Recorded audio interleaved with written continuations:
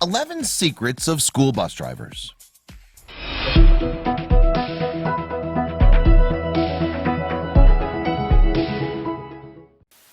In many school districts, the face that parents and guardians see most frequently doesn't belong to the principal, the teacher, or even other students. It's the school bus driver, the man or woman charged with the awesome responsibility of getting dozens of children from their homes to their classroom in a safe and efficient manner. It's a serious and often thankless job. Districts fear there may even be a shortage of drivers for the new school year, thanks to an improving economy and more career options. To better understand their duties, Mental Floss asked several school bus drivers about their experiences on and off the road. Here's a glimpse of what goes on before, during, and after your kids hop on board.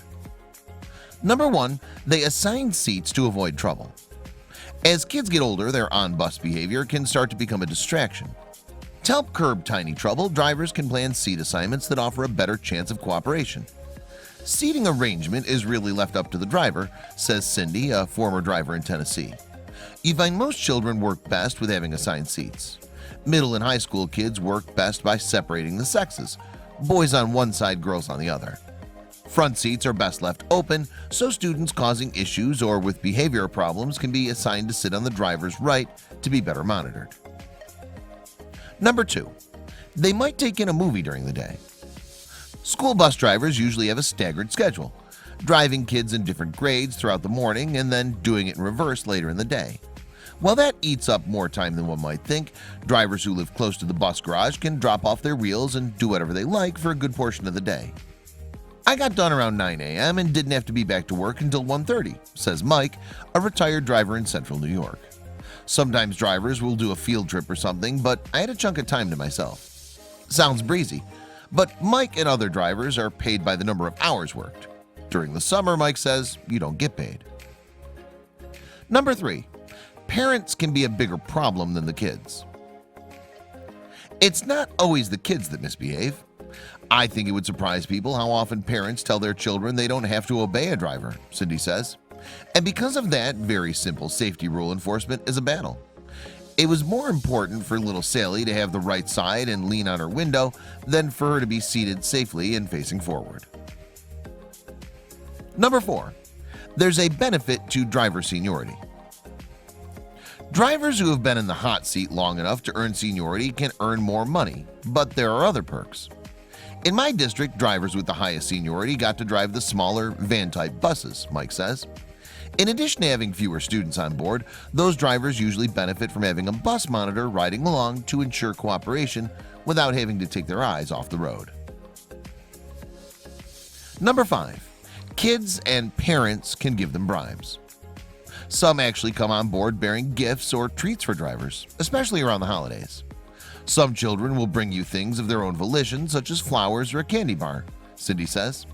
And parents can sometimes let a little money change hands in exchange for a few perks.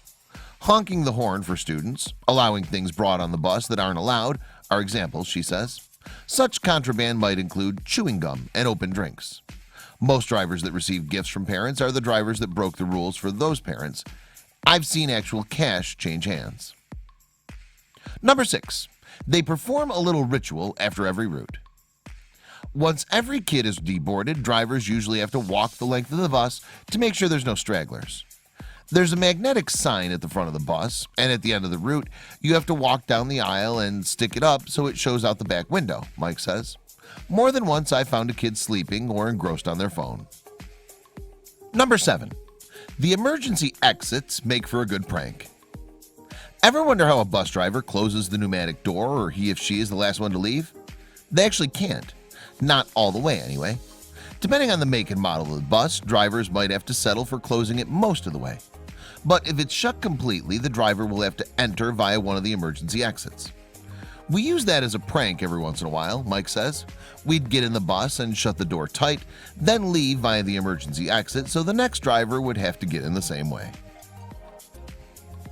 Number 8, they can get free field trip admission. Unlike limo drivers, bus drivers aren't expected to hang out in the background while their tiny wards are off having fun at a destination. During field trips, we're supposed to have free admission to wherever the students are visiting, Cindy says. If it was a trip over lunch, it's common for all drivers to take one bus to a restaurant together. Number 8. Regular drivers are the worst. School buses aren't made to stop quickly, which makes bad drivers the single biggest bane of bus drivers' existence. The most stressful thing was other drivers being reckless while students are loading or unloading, Cindy says, like running my stop sign, which resulted in at least one close call. Number 10. They can find out who made a mess. Drivers are usually tasked with cleanup duty at the end of the day, finding everything from food to textbooks to things that are best left unmentioned. But Mike says they can often pinpoint the culprit. Since we assigned seats, I know which kid was sitting where and who made what mess. Number 11.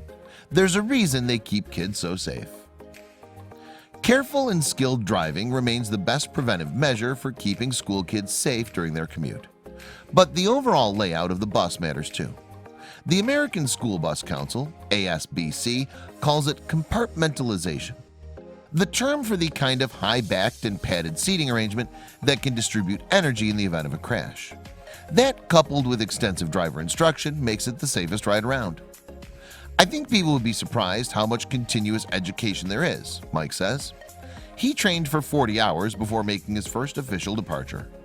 It's not just some old guy driving a truck.